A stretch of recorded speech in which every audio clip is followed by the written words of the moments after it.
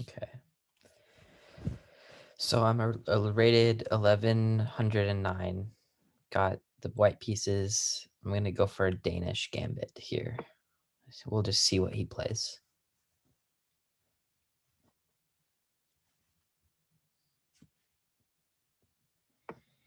Okay, he plays a Sicilian. So I could play the Alapin, or I could just play an open Sicilian. I'm going to go for just traditional open Sicilian. Again, keeping in mind what he wants to do and responding. Most likely next turn, I'm going to play d4.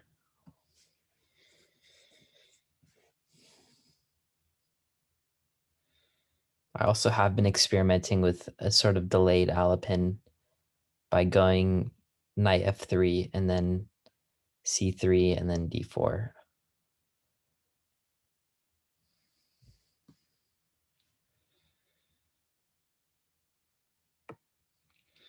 Okay.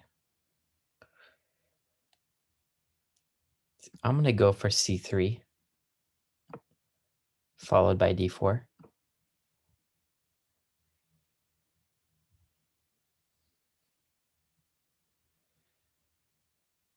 I am sort of taking away the natural development square for my knight, but I do want to occupy the center with my pawns. So now I can take back and have two central pawns. So this does seem like a decent position for me.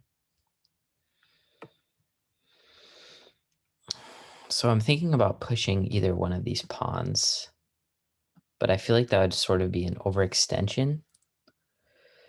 I do have to keep in mind he is attacking my e4 pawn. So I think just the natural move is knight c3, defend the pawn. I was most likely going to play this move anyway.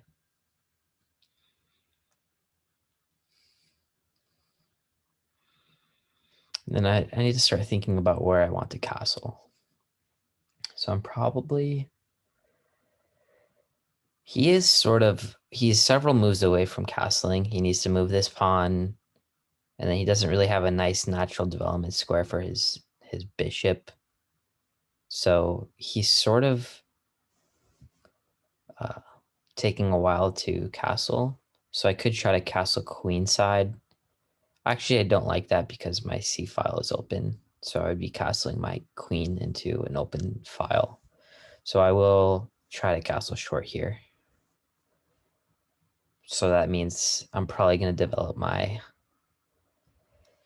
dark square bishop next turn, or my light square bishop, excuse me.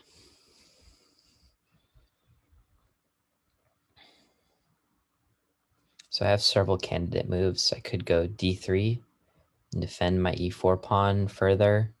That would sort of allow my knight to jump in somewhere, because right now my knight is tasked with defending this pawn.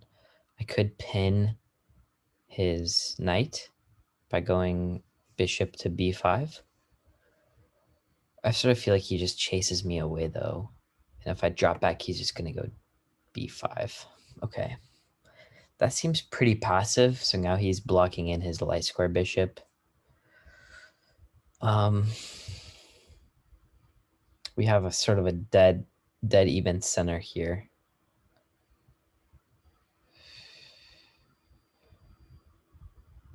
I could think about trying to open the center. But the problem is he's just gonna... no, he can't close it because he has to move his knight. So if he takes, then I take.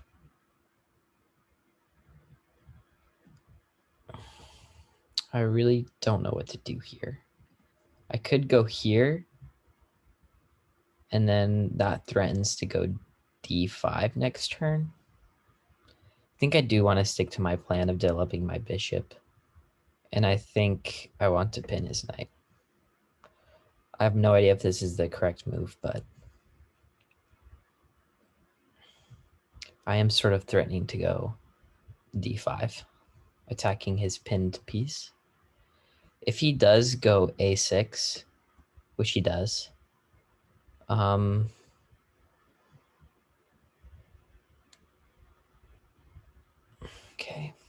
So if I take, then he just takes back with the pawn, and he has an extra pawn sort of supporting his center, which I don't really like. The problem is if I draw back, then he just chases my bishop away. So my bishop would end up on b3. I'm just going to take. And then I'm going to castle.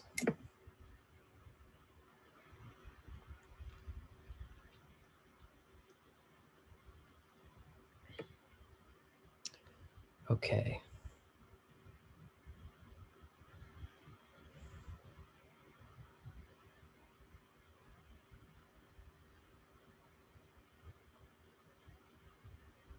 So I'm already castled. I'm ahead in development. I do think I just want to open up the center now. So I'm thinking about a move like here. So if he takes, take. Okay, no, that I can't go there because. So if I go here, he closes the center, but he can't do that. I'm gonna go here. I'm gonna go e5.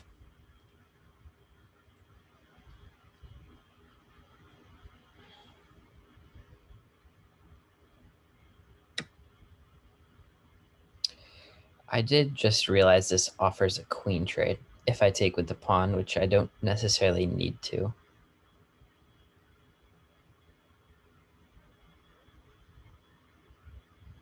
Am I fine trading queens?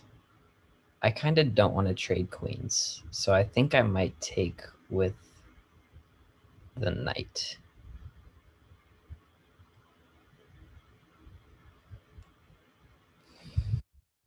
I'm going to take with the knight.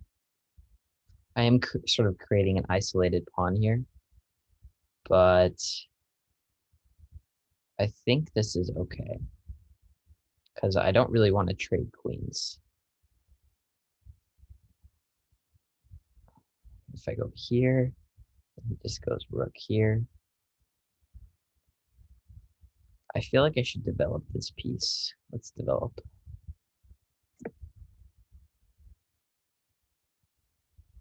Okay, he castles.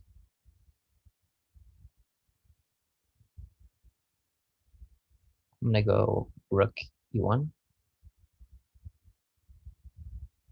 I have this really nice centralized knight here.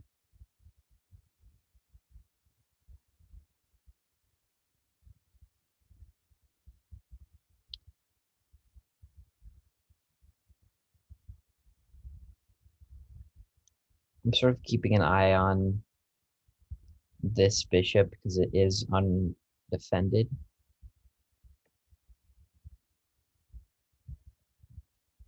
So he's attacking my bishop.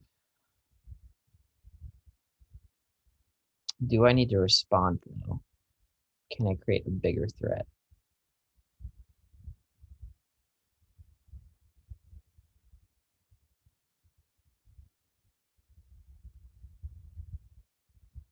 I'm going to take it.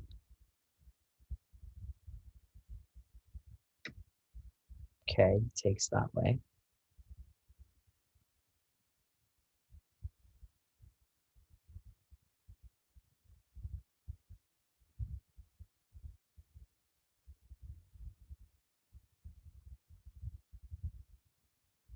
I really want to jump in with my queen somewhere here. But then I could also hop in here. I think I'm just going to make a quiet developing move. I'm going to put my rook on an open file.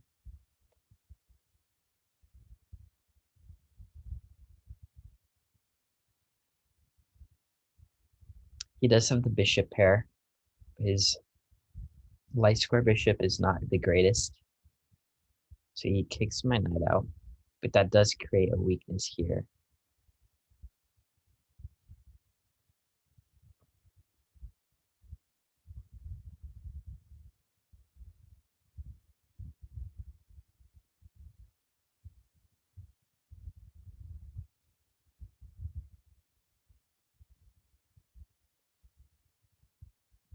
Okay, let's draw back.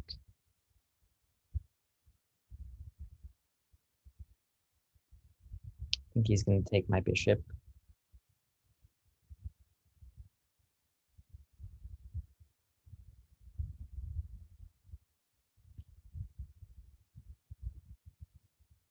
So I am eyeing this undefended e6 pawn.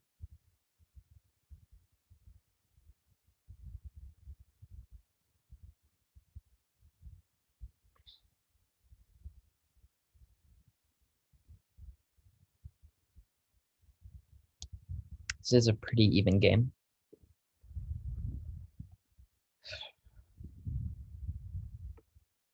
Okay. That is a strange move.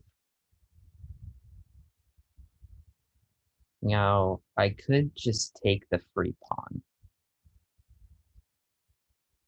So I don't need to take his bishop here.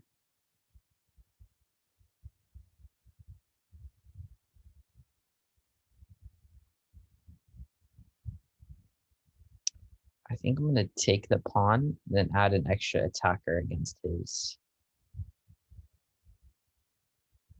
Now, I did miss. He is threatening to take my bishop now because he has two attackers, only have one defender. So I think I'm going to trade.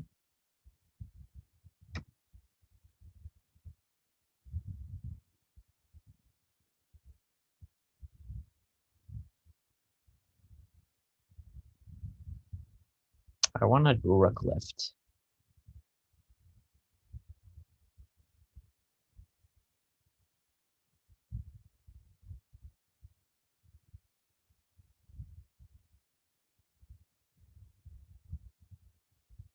Oh,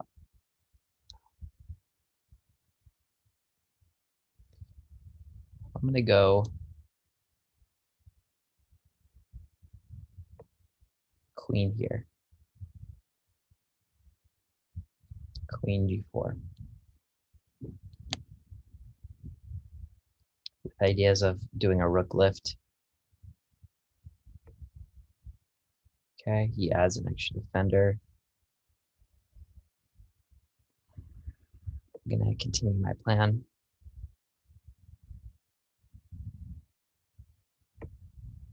Okay.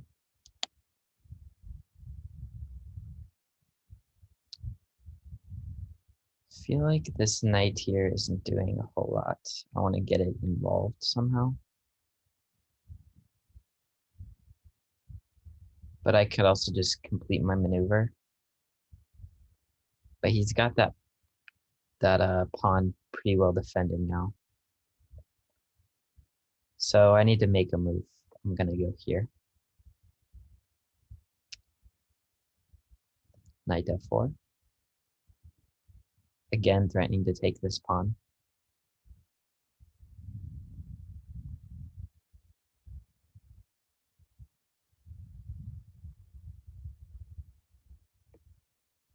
Okay.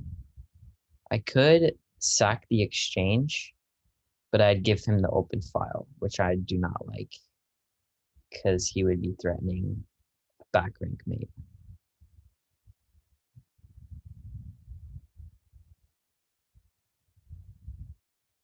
So it's very hard to get some leeway. I'm just going to push a pawn here.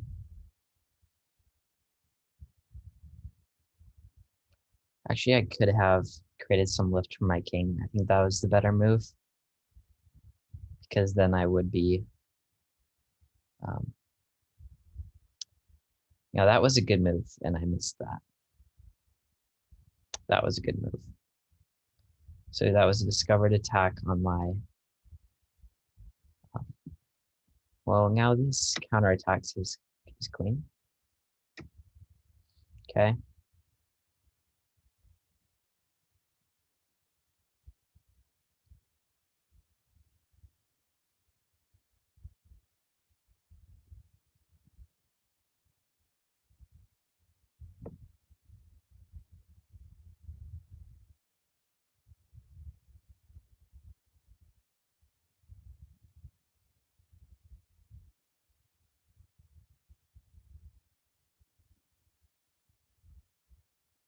opponent is playing pretty well, and I am downtime.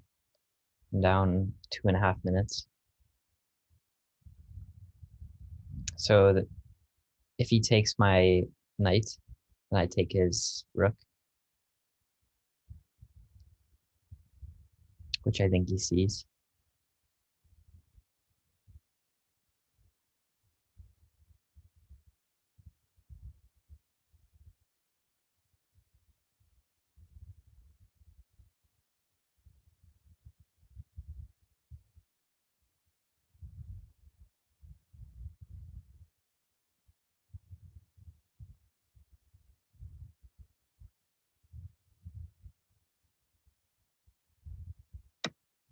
Okay, so he does. The question is, which way do I take? I think I take with the rook.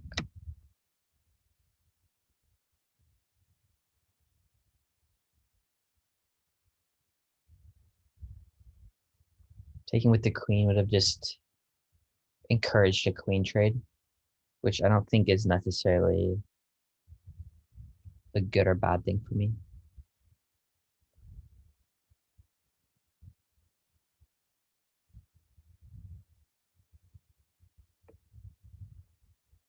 Okay.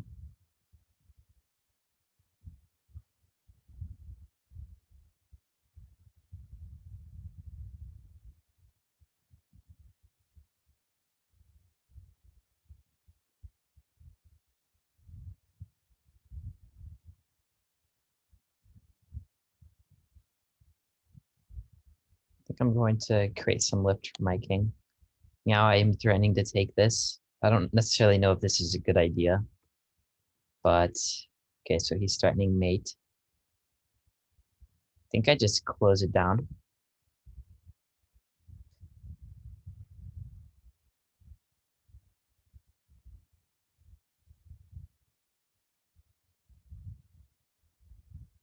I have to move faster here.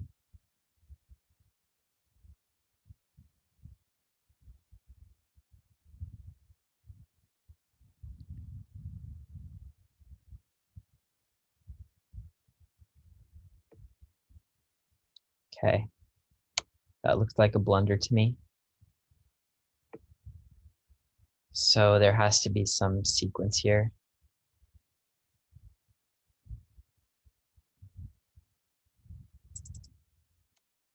Just gonna take.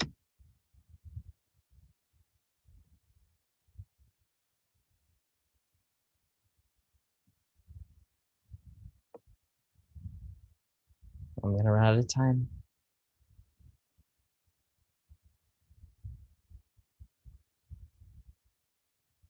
I am in a winning position here though, but I just ran out of time.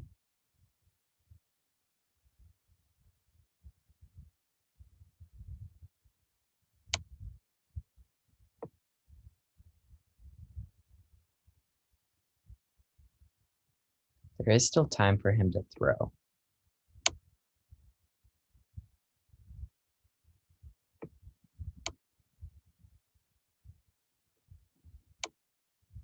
Could hope for a draw here. This is a forced draw. Okay, that's the best I could manage. I was gonna lose on time. I would like to go back and see how I could have played this game better. I think I had a good position out of the opening. I feel like I could have gone for some early pawn moves here.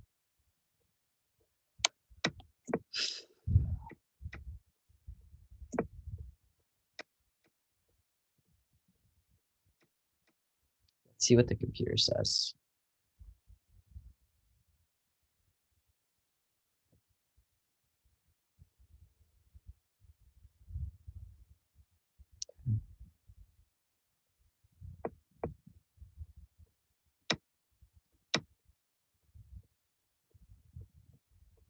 Okay, so it didn't like pinning the knight as much as it liked adding an extra layer of defense to that pawn.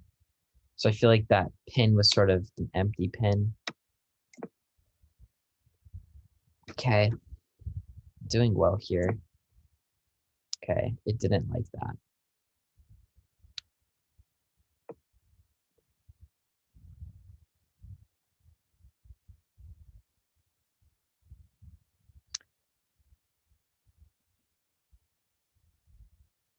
So it wanted me to prevent him from activating his light square bishop. So he could have gone c5 and open up his really monstrous bishop. He missed that, but okay.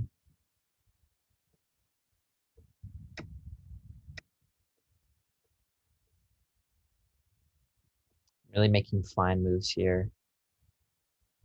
No obvious blunders. Okay, so it did want h4.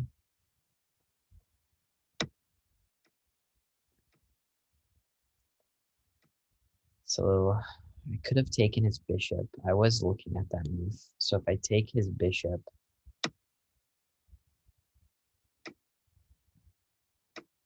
he takes. That's a blunder. Why is that a blunder? Because, oh, I see, I see. So I had, yeah, okay. I could have taken his bishop. I really should have seen that. I had two attackers on it. I was just worried about getting my queen out of danger. So here I counterattacked his queen, which was not a blatant mistake, but it was just, I basically missed taking a free piece. And I still missed uh, taking his bishop. So that was the tactic. I feel like I was missing a tactic.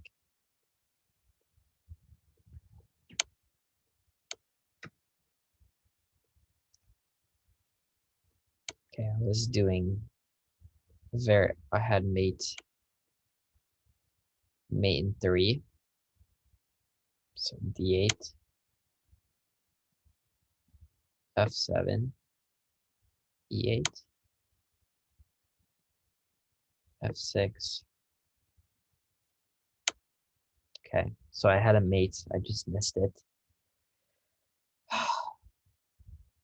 Overall, not a horrible game. I ended up squeezing out a draw. I need to maybe work out on my time management a little bit better. But not a bad game. So